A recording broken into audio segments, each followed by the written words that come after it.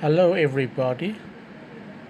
In this session, we will look into film, pleasure, and celebrity in the concepts of semiotics.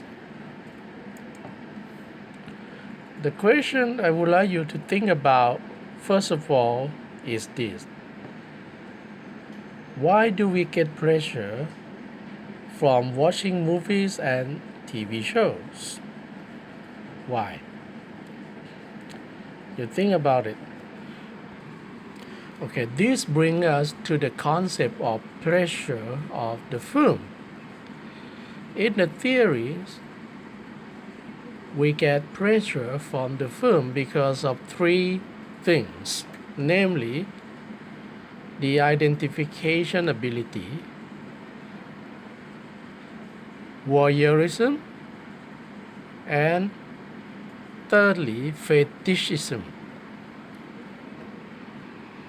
The first pleasure we get from the film is our ability to identify ourselves with the film. Imagine this: in the darkened room of the cinema, the viewer feels him or herself to be alone as the sole perceiver of the film. It's kind of like you're making the movie yourself, and the camera is your eyes. The viewer identifies with the perception of the camera, therefore encouraging the sense that he or she is an active producer. I will say that again, producer of the image.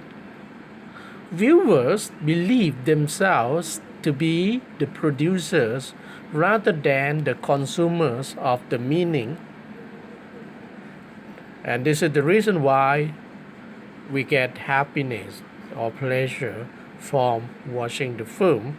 Is our ability to identify ourselves as someone who is making the movie. A second way viewers identify with the film is by identifying with the message or an image of the film. We identify with the hero, the lover, so on and so forth, of the story as a perfected image of ourselves. The ego gets a role fulfillment. We get the role fulfillment by watching people who would like to be, or at least to be like. That's why some viewers, some of the audience cry, get so emotionally attached to the characters in the film. And these are some of the examples. The second reason why we get pleasure from watching the film is something rather odd. We call this voyeurism. Repeat after me: voyeurism. Voyeurism means we get the pleasure in looking at something that does not or cannot look back at us. The viewer can look or stare at a desired object, for example, a sexy star, without fear. You see? The actors don't look back at you through the screen. Therefore, you can avoid the confrontation. And this is what is meant by voyeurism. Have a look at one of these scenes and you will see what I mean by voyeurism. You get the pleasure from, peeking at someone else's body. And the third reason is called fetishism. Fetishism is a kind of worship, really. It's about an object that is believed to have magical or spiritual powers, especially such an object associated with animistic or shamanistic religious practices.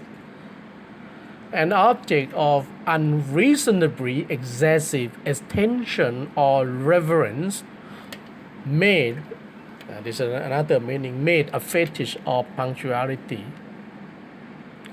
It means something such as a material object or a non-sexual part of the body that arouses sexual desire and may become necessary for sexual gratification.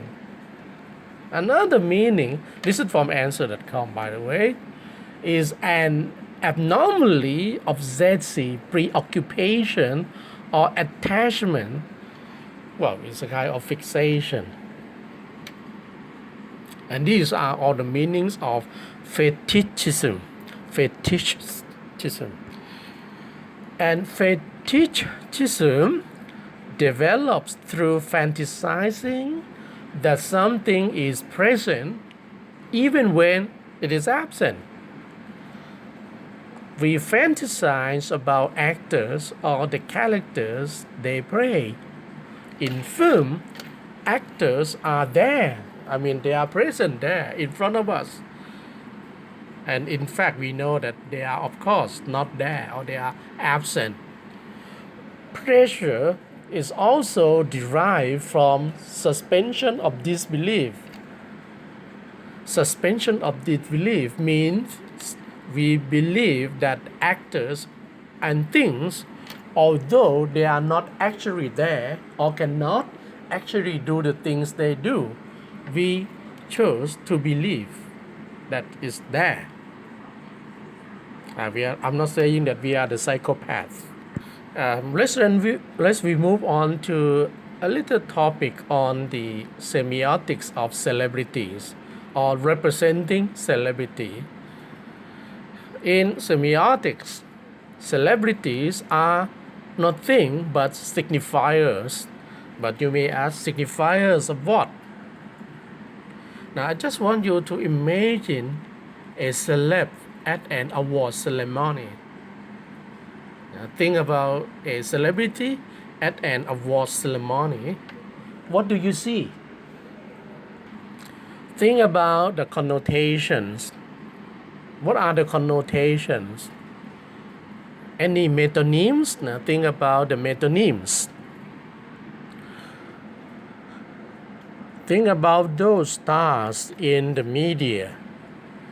And these are presented as social types and the characters in real life.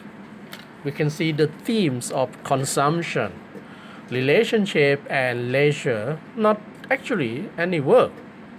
Celebrities are vehicles for displaying wealth and success through material possessions. Through material possession, the size of the house, the numbers of the cars, the size of the jewelry, so on and so forth. And we know that most celebrity appearances are highly manipulated and managed. And talking about stars, like movie stars, those stars act as codes for two things, for luxury and extravagance, snobs, things like that. And of course, the perfection. How, on top of that, they also mythologize. Now, this is the word for myth. Now, mythologize is a verb for myth, but also mythologize as the person next door who makes it big. And superstars are spokespersons for the things other than acting or entertaining. They are the values makers. They pass on the values to us. They're becoming part of the mainstream news. Stars are famous for being famous in most of the cases. And Stars represent the celebration of individualism or the individual.